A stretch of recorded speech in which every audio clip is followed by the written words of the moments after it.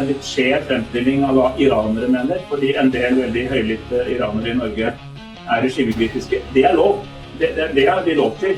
Men jeg synes jo selv da, jeg synes det rart om det var noen nordmenn som mener at Norge burde bombes mer. Altså det litt pussig, og også folk som støtter Shahens sønn Pahlavi, som nå mener at USA burde gjøre seg ferdig med bombingen av eget land. Det en litt rar søknad om å bli president, vil jeg mene. At du skal drepe flere folk først. Så det skjønner jeg at folk reagerer sterkt på, for å bli sånn.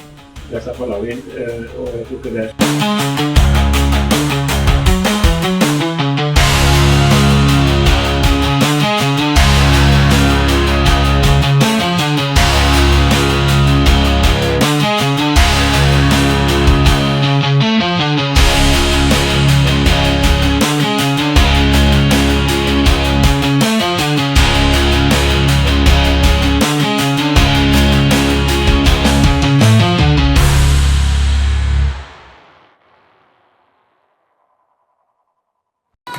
1000 takk, og takk for invitasjonen. Det regner, men det frihetens regn.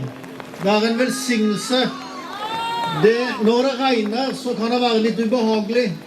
Og når vi skal vinne vår frihet, så kan det være litt ubehagelig. Men friheten, den skal komme for Iran. For en uke siden så var det en professor på NTNU, en palestina-araber, som sa at 7. oktober var den vakreste hendelsen i vårt århundre. Den eneste som stilte opp og tok konsekvensen av det og talte ut, det var en nordmann med 26 år i Norge med bakgrunn fra Iran. Ingen av de andre norske på NTNU tok det moralske oppgjøret han tok. Jeg vil aldri mer høre en innvandringsdebatt i Norge eller en asyldebatt i Norge hvor man setter alle innvandrere og asylsøkere i en kategori. Faktum at dere og vi som står her i dag, vi vet mer, og dere forstår mer av norske verdier enn Espen Barth Eide og Jonas Gahr Støre. Og jeg takknemlig for hver eneste norsk-iraner som i dag hjelper oss å kjempe for norske verdier, for det de samme verdiene som dere kjemper for i Iran. 47 års mørke senket seg over et vakker nasjon. Og det var en vanhellig allianse mellom sosialismen og islamismen som gjorde det. Vi har en Arbeiderparti-regjering som frekk nok til å snakke om høylytte mennesker i negativ forstand, som står og roper om frihet med sorg i hjertet. Etter 7. oktober har mennesker trampet rundt i gatene og ropt om mer islamisme. Professoren på NTNU som snakker om 7. oktober fremmer interessen til Hamas, som en direkte forlengelse av regimet til Iran. Og sammen skal vi ta vare på at Norge aldri skal falle for symbiosen av sosialisme og islamister som Iran gjorde. Og det jeg vet ikke om jeg kan kalle det en skam en gang. Altså det fullstendig dumhet. Når en statssekretær reiser til Teheran med noen norske jenter fra UD som tar på seg hijab for å prate med regimet. De samme gutta som slår kvinner i hjel i landet sitt for at hårlokker synes under hijaben.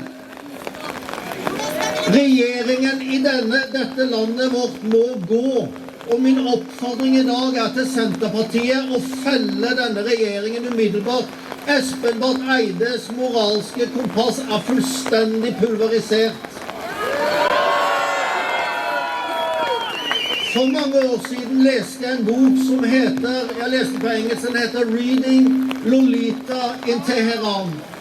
Jeg vet ikke om dere har lest den boken, men det er en opplevd bok av en ung kvinne som gikk på universitetet i Teheran før og gjennom den såkalte revolusjonen der. Og den viser hvordan ting forandres smått om smått om smått. Det er forandret så langt at friheten er røvet fra deg. Det samme skjer på norske universiteter i dag. Det samme skjer i regjeringen i dag, og vi må sammen slå ring om de norske verdier i dette landet. Og dere, mine kjære nordmenn, må gjøre det sammen med oss som har bodd her lenge. Jeg synes dere skal legge merke til at på talerstolen i dag var det 2 stortingspolitikere, 2 nordmenn. Men ingen av de hadde samme hudfarge som meg. Er det ingen med hvit hudfarge oppe på Stortinget som lenger forstår hva kampen om frihet er? Takke meg til at Mahmoud og Himanshu er nordmenn.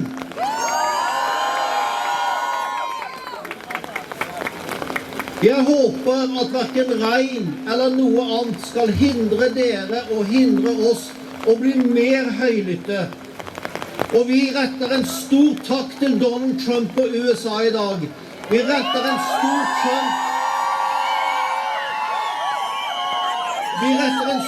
takk til Benjamin Netanyahu og Israel i dag. Og vi skal arbeide, og vi skal be om at vi får en regjering i Norge i fremtiden i 29, sammen med Høyre, sammen med FrP og sammen med konservativt, som viser at vår kamp har ingenting med hudfarge å gjøre. Det har med ideologi å gjøre. Og vi som elsker frihet skal stå sammen, om du er gul eller blå, eller om du er brun eller hvit. Lenge leve Iran!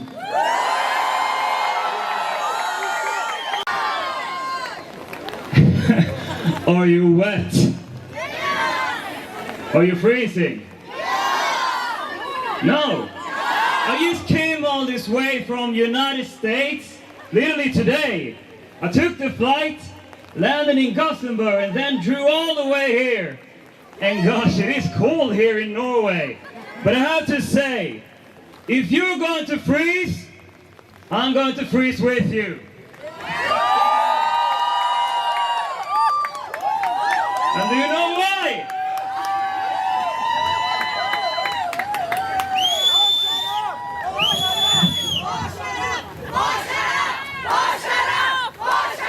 If your people can take a bullet for standing up for justice, I can stand here in the rain.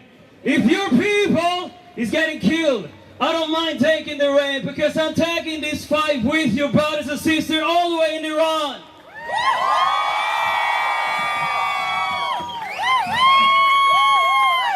This is something else. I don't know how long this cable is, because I want to jump over and ask you all people. Can I ask you one thing? Well, I need to ask you first this. How many of you are from Iran? Are you born in Iran? Awesome. How many of you are from Norway? Awesome. Is there someone like me who is not from Norway nor Iran? You're from Sweden. Awesome.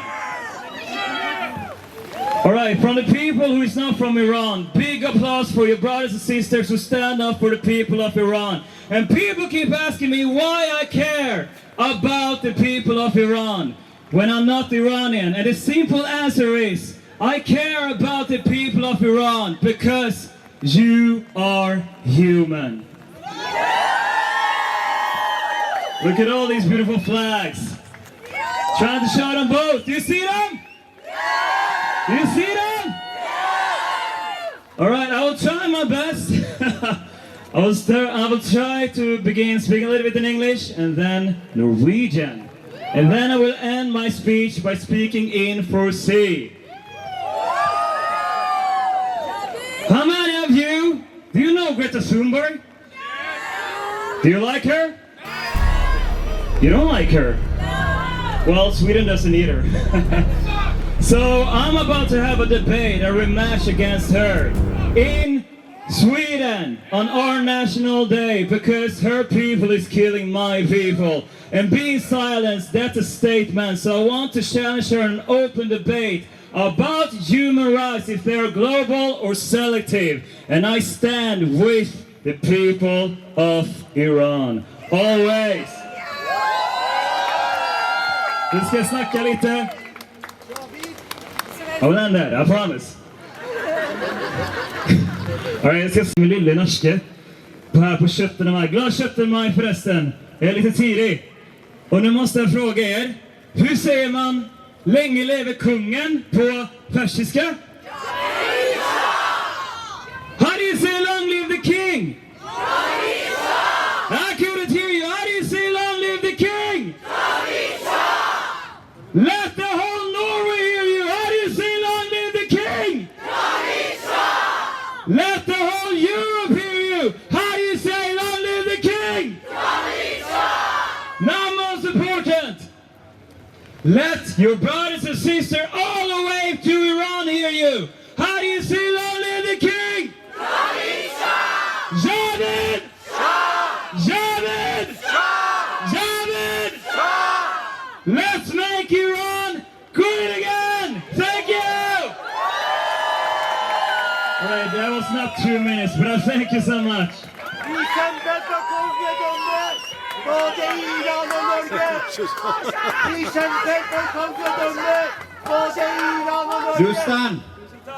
دوستان عزیز خسته نباشین، واقعا زحمت میکشین.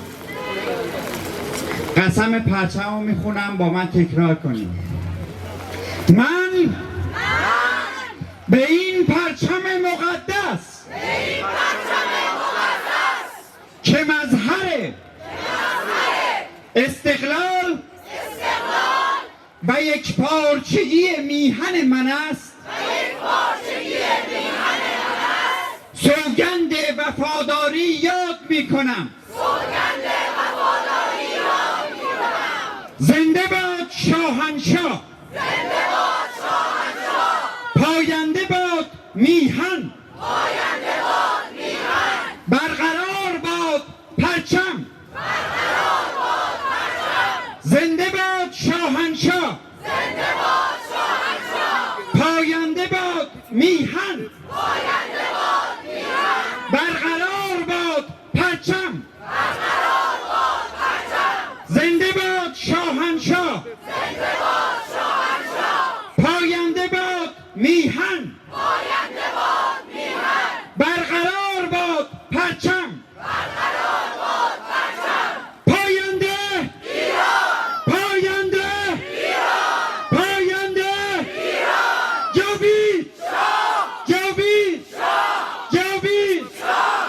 این آخرین نبرده، این آخرین نبرده، این آخرین نبرده. سپاس از همراهیتون.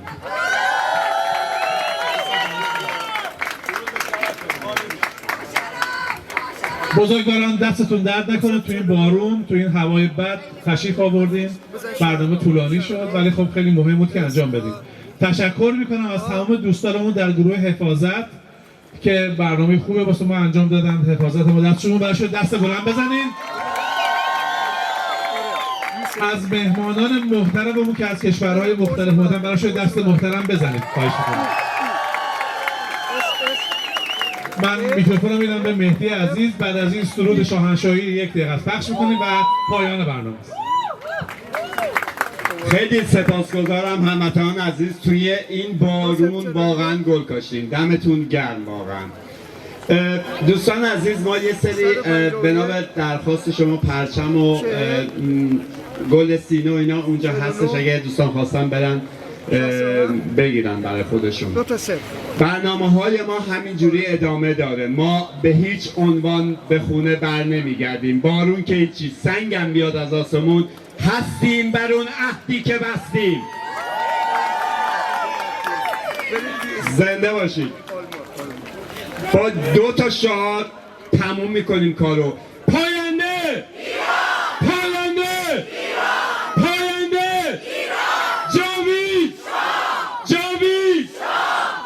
باشین. ممنونم.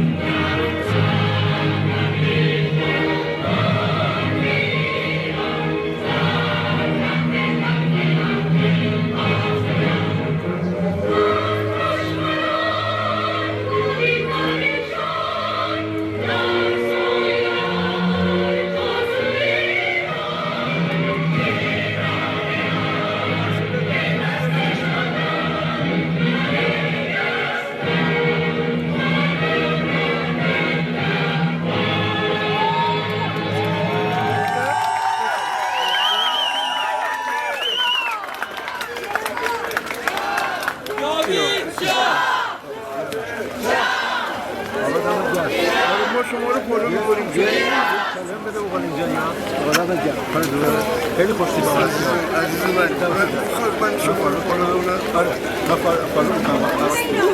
بذار من عکس بگیرم. اگر میبینیم داره حاشیه درست میشه، چون بیشرفا میدونن صدای ایران رو خاموش کردن که ما خوشحالی مردممون رو نبینیم، ولی ما یادآوری میکنیم با کمپین نه به فراموشی که چه اتفاقایی افتاده و امید میدیم که صدای ایران جهانی شده و شاهزاده رضا پهلوی رو همه جا دارن دعوت میکنن.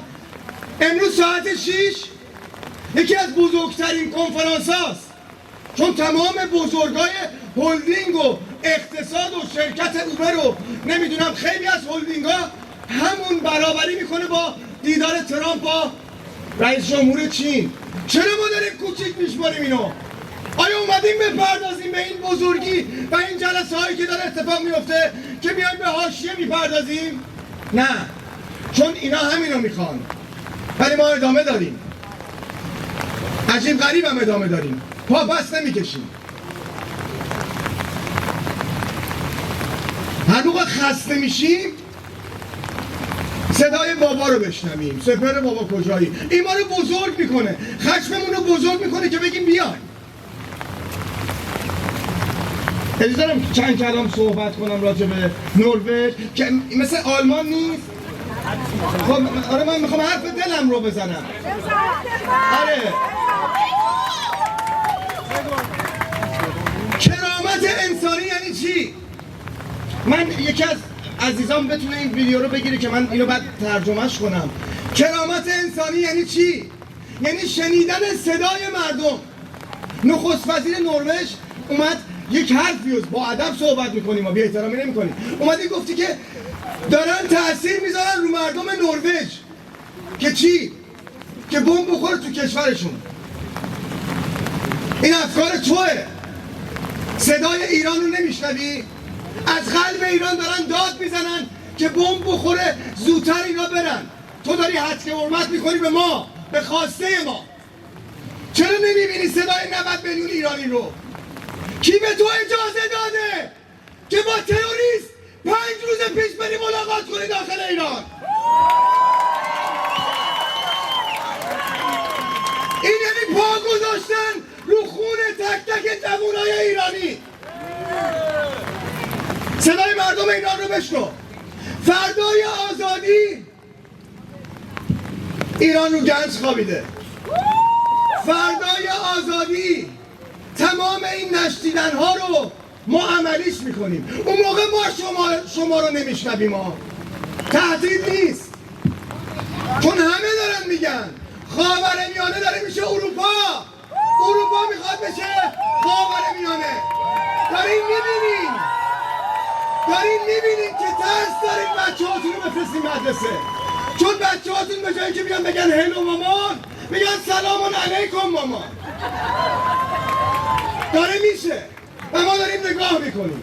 اگر ما قدم برمیداریم برای آزادی ایران که شیطان و این تروریست رو زمین بزنیم، برای آینده بچه تو هم هست، بچه مرفع بیدرد.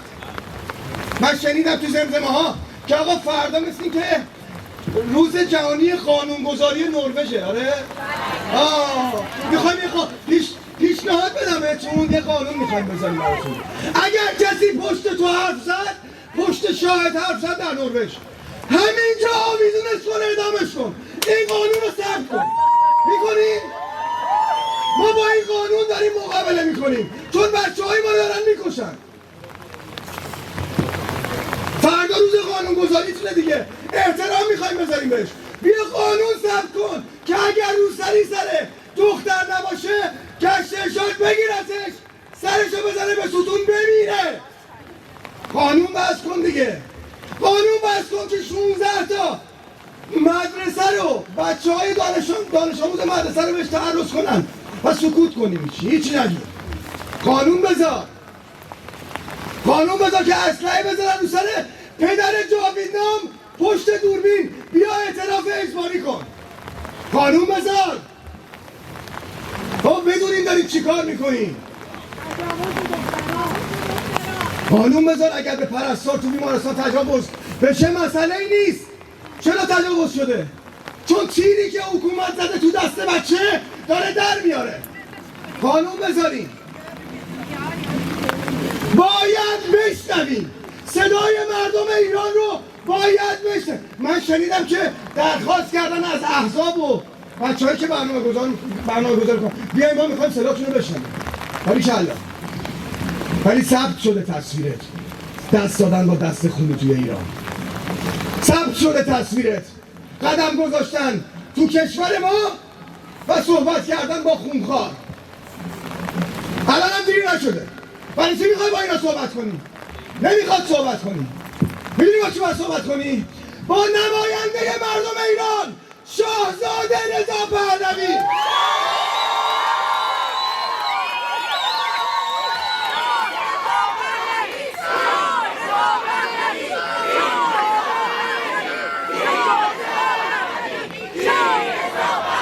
احترام گذاشتیم به نظرتون، گفتیم باند زیاده، صدا زیاده، اصالتمون رو بهتون نشون دادیم، سکوت کردیم.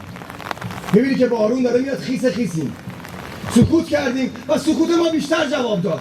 من میگیدم مردم بیایی پراکنده میشن میرن، هر کی یک نروژی رو گرفته داره باش صحبت میکنه. برای این اتفاق افتاده. اوه مرسی همه تشکر میکنن. بله ما اصالت داریم و فرهنگ داریم. شما نمیتونین فرهنگ ما رو زیر سوال ببریم. ما داریم مقابله میکنیم با تروریست. شما هم باید چشمگو باشین، چون جهان داره سرخم میکنه جلوی اصالت ایران و ایرانی. من خیلی حرف زدم.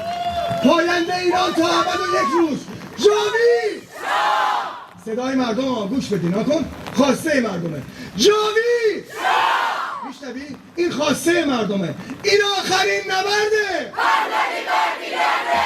این صدای 90 میلیون ایرانیه. نمیتونیم خاموشش کنیم. Say this part in English because we have been contacted by Iranians from United States, from Australia, from all around Europe who wondered and asked us what is going on with Norway?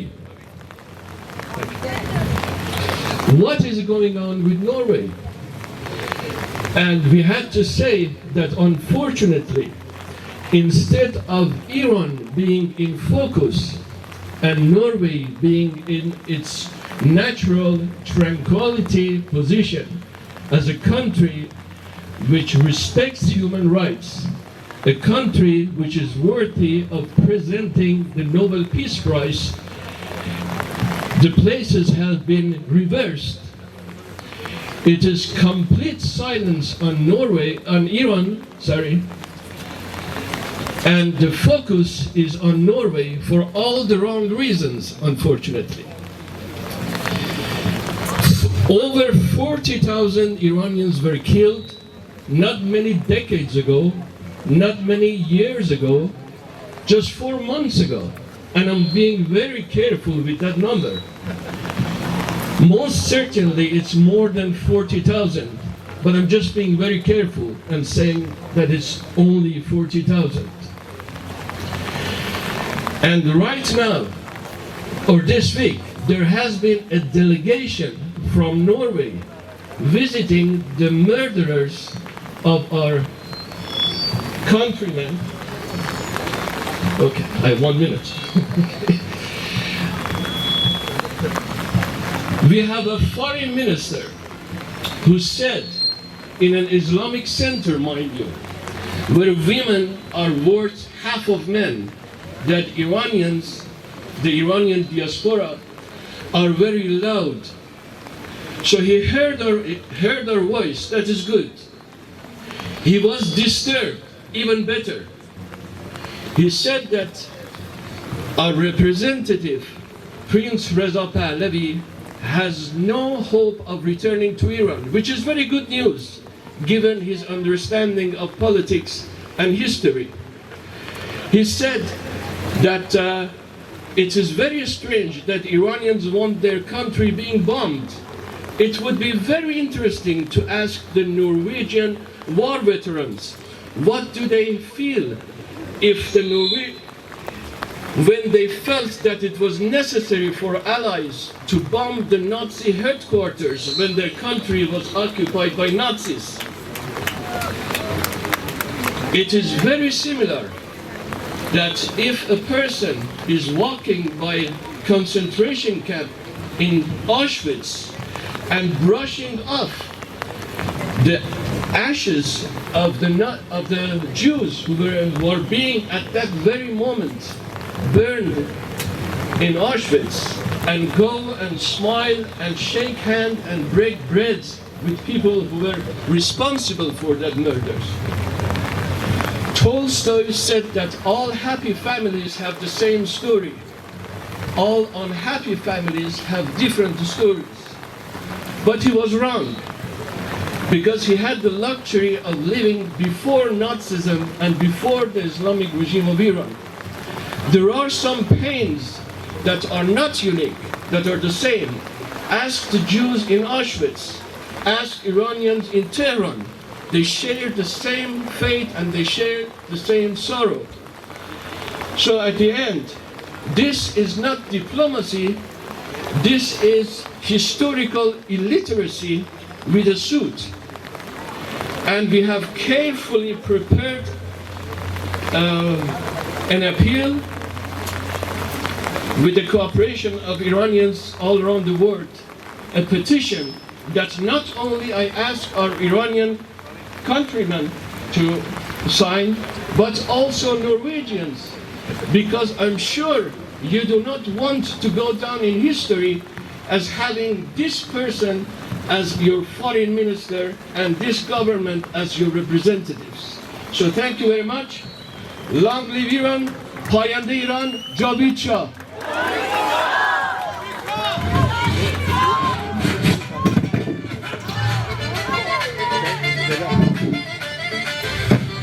Takke dere for at dere i møte med undertrykkelse, tortur og henrettelse er høylytte. I møte med den elendighet iranere lever i, skal man ikke være stille. Det skal møtes med støy og med oppmerksomhet. Vi er alle opptatt av Iran, men det Iran vi er opptatt av er det iranske folket. Det Iran som verden ikke ser. Det Iran som kjemper for sin frihet mot et regime som kontinuerlig i 47 år har undertrykt, henrettet og fengslet folk. Siden januar har dette regimet intensivisert sin innsats for å undertrykke iranerne. Ja, henrettelsene har økt, fengslene er fulle, og torturen fortsetter med full intensitet. Revolusjonsgarden har tatt full kontroll over økonomien og informasjon, men en ting de ikke har kontroll over er det iranske folks vilje, og det iranske folk, de kjemper tilbake.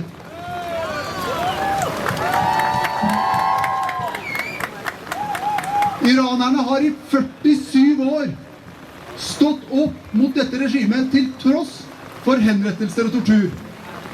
De har krevd sine grunnleggende rettigheter, men siden januar har de opplevd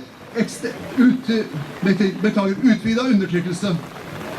Det er dette som overrasker meg når jeg står her. At vi har en utenriksminister som sitter i en moské i byen her og omtaler folk som kjemper for sin frihet, og de av dere som har stått der hver dag gjennom flere måneder som høylytte. Han stiller spørsmålet: hvorfor krever iranerne at et regime som henretter og dreper og gjennomfører terror skal bombes? Hva gjorde nordmenn under andre verdenskrig? Hva krevde nordmenn av briter og amerikanere og andre allierte da Norge var okkupert av nazistene? De krevde at nazistene skulle bombes. Det var det de krevde. La meg ta en annen anekdote for dere. Under andre verdenskrig ble en av de mest omtalte operasjonene gjennomført i Telemark. En del av den operasjonen var å senke en ferje. Den ferja hadde sivile ombord, men der var det også innsatsfaktorer for atomvåpen. Ikke et menneske på Rjukan klagde mot en aksjon som krevde flere sivile liv. De var takknemlige for det. Denne utenriksministeren kan ikke norsk historie engang. Det er skammelig.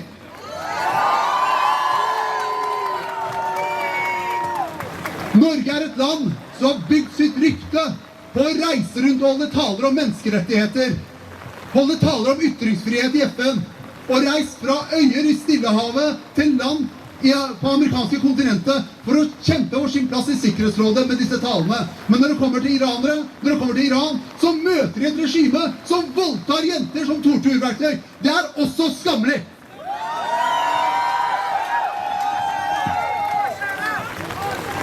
Jeg mener de kravene dere stiller i dag er helt legitime. Dere krever at den islamske revolusjonsgarden settes på terrorlista. Dere krever rettigheter til det iranske folk som de har kjempet på i 47 år. Og dere krever at den norske regjeringen, ledet av Arbeiderpartiet, står opp for de rettigheter de ellers går og snakker om i alle andre sammenhenger. Det er helt klare, legitime krav dere har. Og så vil jeg avslutningsvis si det igjen. Det er skammelig at utenriksministeren ikke kan norsk historie. Det er også skammelig at utenriksministeren krever stillhet fra dere når dere kjemper for helt grunnleggende rettigheter. Den samme utenriksministeren står og snakker om dag inn og dag ut på Stortinget. Takk for deres innsats. Fortsett med det. Hold minnet til det iranske folk levende. Takk! Ser av det iranske folk i Iran. Vi kan ikke stå med stillhet når vi har sett tusenvis av iranere bli drept på gatene i Iran for å kjempe for sin frihet, sine rettigheter. Men det som er en skam, det er når den norske regjeringen klarer å sende representanter fra UD for å feire revolusjonen i 1979. Det er en skam. Og det som er en skam, når man ikke klarer å tydelig si at revolusjonsgarden er en terrororganisasjon. Det er også en skam. Og hvorfor tok det så lang tid når demonstrasjonene startet i januar, før den norske regjeringen stilte seg på det iranske folks side? Det bør ikke være en vanskelig side å ta. Problemet er ikke de som er høylytte og er regimekritikere. Problemet er de som ikke er høylytte og ikke er regimekritikere når det kommer til det iranske pressestyret. Så mitt råd, og rådet fra Fremskrittspartiet er: fortsett å være høylytte, og dere står ikke alene. Vi er mange som står med iranere og norsk-iranere i det her. دفعه پیشم من یک کاری بداهه براتون کار لوری بود که آهنگی که روی تصاویر جاوید نامانمون بود خوندم براتون. دیدم باز یک آهنگ دیگه از آذریه. این قسمت یک قسمتی هم براتون اجرا میکنم، بعد آهنگ ملیمون و همون نام جاوید وطن رو ادامه میدم. Küçelere susak mişem, küçelere susak mişem, yar gelende toz olmasın,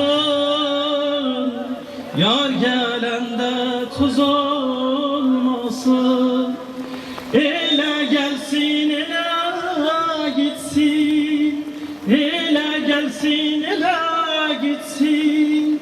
Aramızda söz olmasın, aramızda söz olmasın. Simavara ot salmışam, samavara ot salmışam.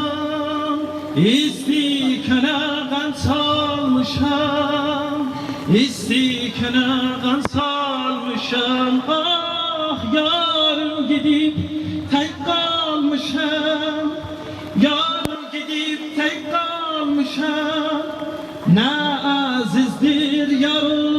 جانان نه شیرین دیر یارم جانان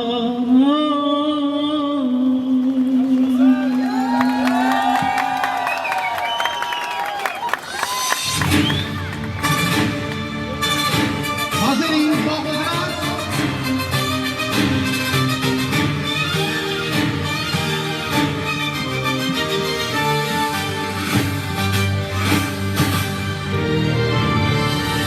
نام جاوید وطن صبح امید وطن جلوه کن در آسمان همچو مهر جاودان وطن هستی من شور و سرمستی من جلوه کن در آسمان همچو مهر جاودان بشنو سوز سخنان که هم آواز تو منم همه جان و تنم وطنم وطنم وطنم وطنم بشنو سوز سخنم که نواگر این چمنم همه جان و تنم وطنم وطنم وطنم وطنم همه با یک نام و نشان به تفاوت هر رنگ و زبان همه با یک نام و نشان به تفاوت هر رنگ و زبان همه شاد و خوش و نغمه زنان به صلابت ایران جوان به اصالت ایران کهن ز صلابت ایران جوان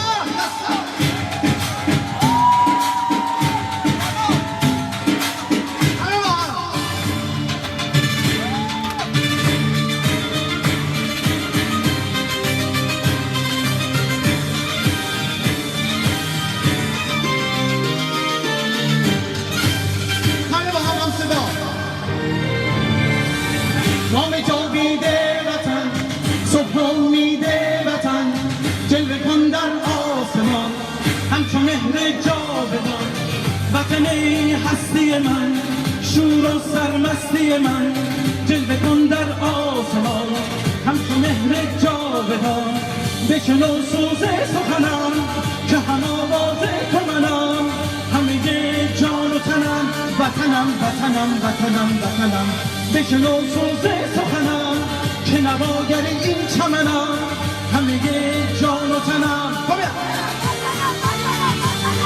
همه با یک نام و نشان به تفاوت هر رنگ و زبان همه با یک نام و نشان به تفاوت هر رنگ و زبان همه شاد و خوش و نغمه زنان ز صلابت ایران جوان به اصالت ایران کهن ز صلابت ایران جوان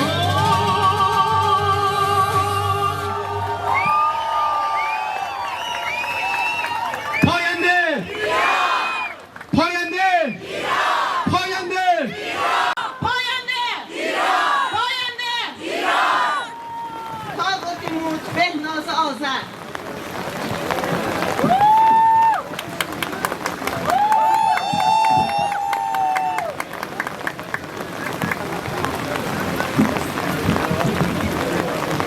ما امروز در اسلو با سکوت راه رفتیم، اما این سکوت آرامش نیست. این سکوت فشرده هزاران فریادی است که در ایران اجازه شنیده شدن ندارد. سکوت مادری است که نام فرزندش را از لیست زندانها جستجو می کند. سکوت مردمی است که اینترنتشان را قطع کردند تا جهان صدای دردهایش را نشنود.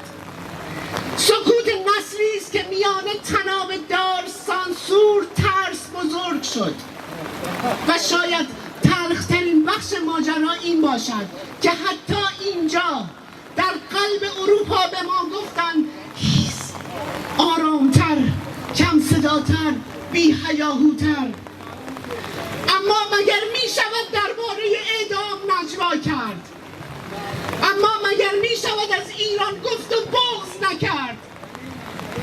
امروز سکوت ما از هزاران شعار بلندتر است، چون این سکوت شاهد است، شاهد حقیقتی که سالهاست دنیا خودش را به نشنیدن زده. شما در برابر این تاریخ باید پاسخگو باشید. شما شرمسار از آیندگان خواهید بود. ما فراموش نکرده ایم، نه زندانها را، نه اینترنت های خاموش را، نه جوانهایی که پای این آزادی گذاشتند و من امروز اینجا در اسلو حمایت خود را از شاهزاده رضا پهلوی اعلام می کنم، چون ایران در این لحظه تاریخی بیش از هر چیزی و هر زمان دیگری به این اتحاد نیاز دارد، به امید نیاز دارد، به راهی برای عبور از این تاریکی 47 ساله. و حالا میخواهم فقط یک جمله به وطنم بگویم: ایران بانو، دوام بیاور. جوانهای ما به پای تو خون دادند، به خاطر تو زندان رفتند، به خاطر تو جان دادند. آزادت میکنیم به نام تمام آنهایی که دیگر صدایشان بین ما نیست، به نام تمام مادرانی که هنوز چشم انتظارند. ایران آزاد خواهد شد. پاینده ایران و تا ابد و یک روز جاوید شاه. جاوید شاه. درود به شرف تک تک شما. سپاسگزارم.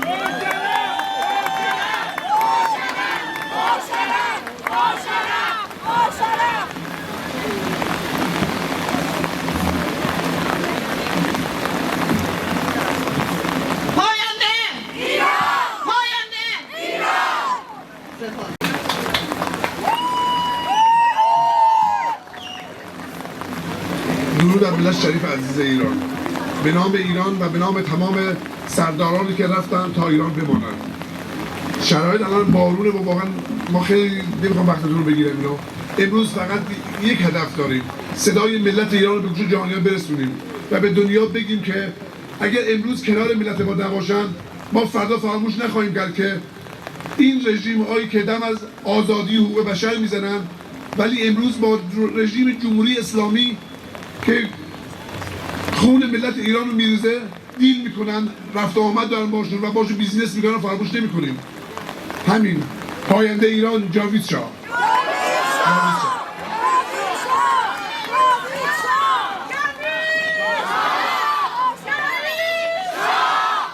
من به تمام ورزشکارای هنرمند و ورزشکارای هنردوست میگم: ما سرباز شاه هستیم، ما سرباز ملت هستیم، ما سرباز مادران داغدار هستیم. وارد هیچ حاشیه‌ای نشیم، به خاطر اینکه شاه و ملتمون در این مسیر آزادی صدمه میبینه. جاوید شاه.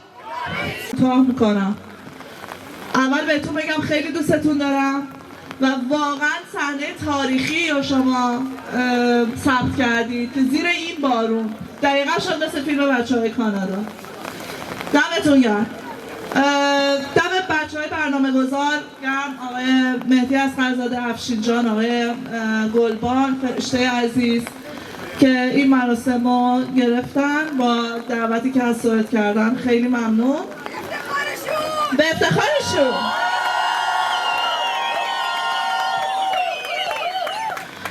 مفتخرم اینجا یه چیزی اعلام بکنم. البته خودشون دوست داشتن اینجا باشن رفتن. من یه قولی گرفتم از آقای محمود فرهمند که ایشون کفیل سیاسی خودشون بشن و حتی به ما کمک بکنن که ما بتونیم کفیل سیاسی پیدا کنیم برای بچه‌هامون. به افتخارشون.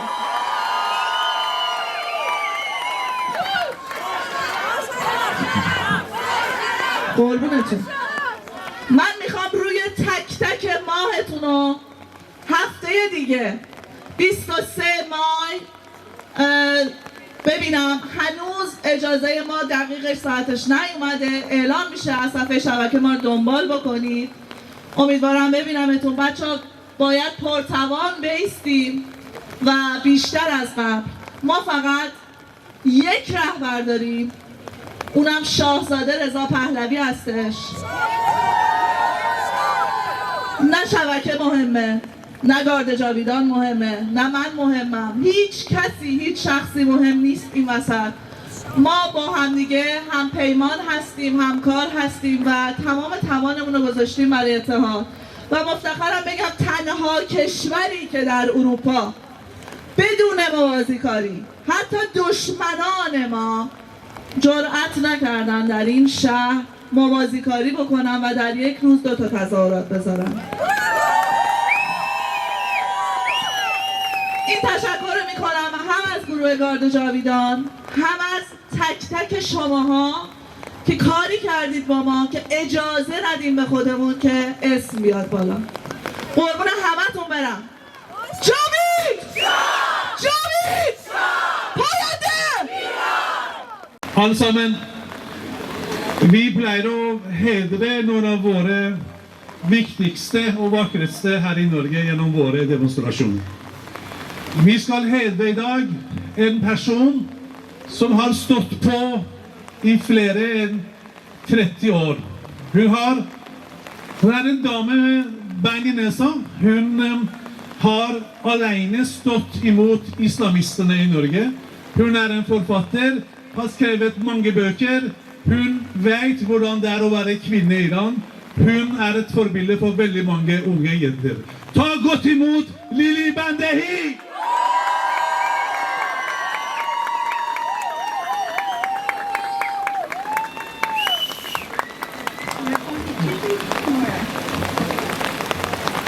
Jeg har ikke gjort noe. Bare jeg har min pen, og jeg har mine tårer. Dere som er her gjør hele jobben. Mødrene i Iran som mister barna sine. Jeg er så liten, jeg føler meg så liten når jeg ser på de mødrene i Iran som ofrer barna sine. De unge, de mennesker. Virkelig, virkelig, jeg føler meg så liten. Tusen takk, tusen takk.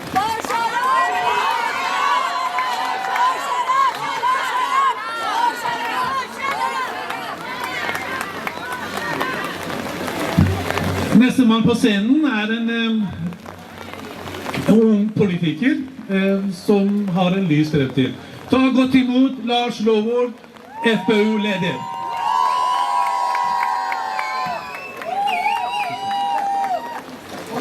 Kjære frihetsvenner, kjære demonstranter og kjære høylytte iranere. Noen ganger kan stillhet si mer enn 1000 ord, og i dag har vi marsjert ned Karl Johan i stillhet og i solidaritet med det iranske folk som har mistet stemmene sine og blitt tvunget i stillhet av det iranske terrorregimet. Utallige mennesker har prøvd å ytre seg, de har blitt voldtatt, torturert og drept. Millioner er blitt tvunget til taushet når regimet har skrudd av internett og kuttet dem av fra omverdenen. Og da synes jeg det er ekstra skammelig at Norges utenriksminister Espen Barth Eide kaller dere for høylytte. Det er vår fordømte plikt å være høylytt. Det er vår plikt å være stemmen til de millioner av iranere som har fått frarøvet sin egen. Vi må løfte dem sak og presse regjeringen til å ta ansvar. Først av alt så må vi slutte oss med norske tjenestemenn som tar på seg hijaben for å vise respekt til regimet, samtidig som titusenvis av kvinner har blitt tatt av moralpolitiet fordi de ikke vil gå med hijab. Vi må slutte å sende diplomater til Iran for å forhandle med terrorister, og vi må kaste den iranske ambassadøren ut av Norge. Han har ingenting her å gjøre.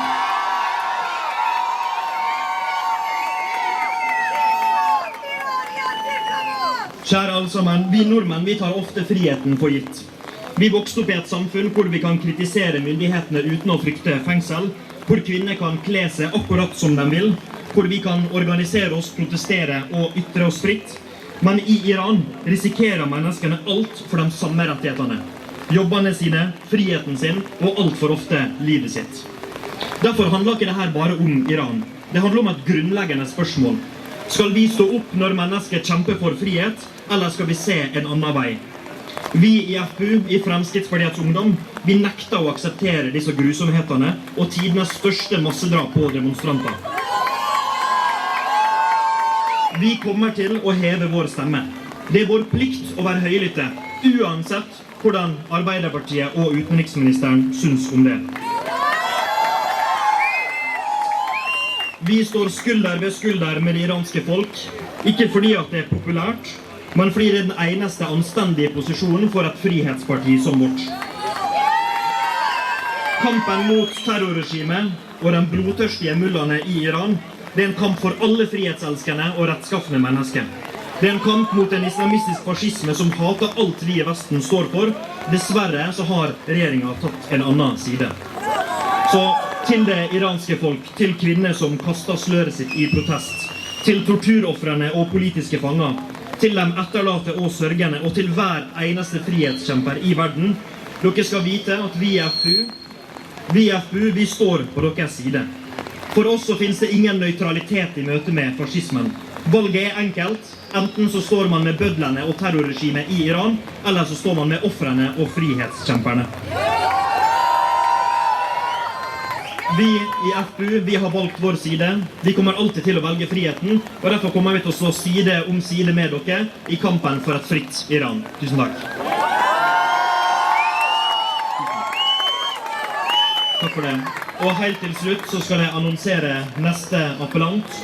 Hun er også en ung politiker, aktiv i Fremskrittspartiet, så ta godt imot Nora Refling.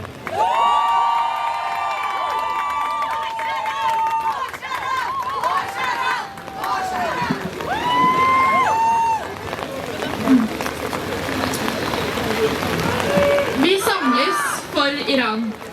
For kvinnene som ble slått ned fordi de viste håret sitt. For ungdommene som ble skutt i gatene fordi de krevde frihet. Og for mødrene som fortsatt leter etter barnet sin grav. Denne lørdagen gikk vi i stillhet gjennom Oslo. Og nettopp stillheten sier alt. Og derfor reagerte mange sterkt da Norges utenriksminister Espen Barth Eide omtalte iranere som høylytte. For hva er egentlig et passende volum for mennesker som har sett sitt folk bli fengslet, torturert og henrettet? Mange av oss som står her i dag er født og vokst opp i Norge. Noen av oss har aldri bodd i Iran. Noen snakker ikke engang språket flytende. Men likevel kjenner vi sorgen, fordi vi har vokst opp med historiene og med frykten. Med familier som aldri fikk leve fritt. Derfor oppleves det ut som et hån når engasjementet vårt reduseres til et spørsmål om tone eller volum. Når mennesker har blitt fratatt stemmen sin i flere tiår, blir ropet om frihet høyt. Det er ikke støy, det er smerte, det er sorg, og det er mot. Det som burde gjøre oss ukomfortable er ikke iranere som protesterer her i Oslo. Det som burde gjøre oss ukomfortable er henrettelsene i Iran. Kvinner som drepes av moralpolitiet, politiske fanger som forsvinner, et folk som fortsatt lever under brutal undertrykkelse. Historien vil huske hvem som sto med folket, og hvem som valgte avstand. Vi glemmer ikke de døde, vi svikter ikke de levende, og vi nekter å la kampen for et fritt Iran bli redusert til høylytte mennesker som burde dempe seg.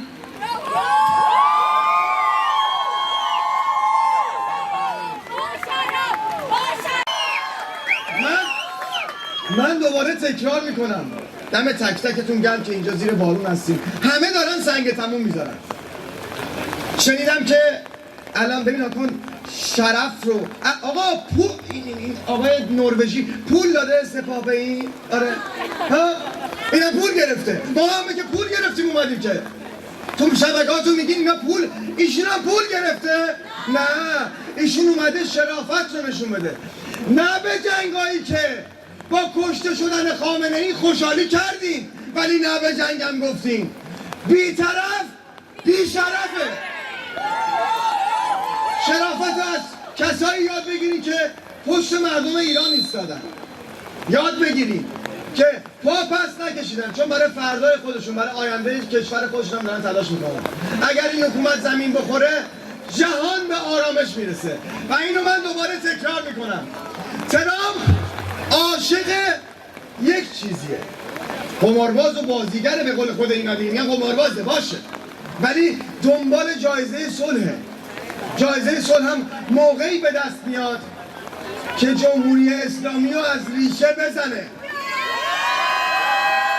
پس به زودی اتفاق میفته و دوباره دونه دونه‌شون رو قلقم میکنه و مسیر هموار میشه دوباره تکرار میکنیم چون شاه ما تو ایتالیا گفت فراخوان من بعدیش از داخل ایران اتفاق میفته و باز تکرار میکنیم با بچه ها و مردم صحبتی نمیشه. صحبت میخواد بکنی با تنها نماینده و آلترناتیو مردم ایران شاهزاده رضا پهلوی باید صحبت کنی.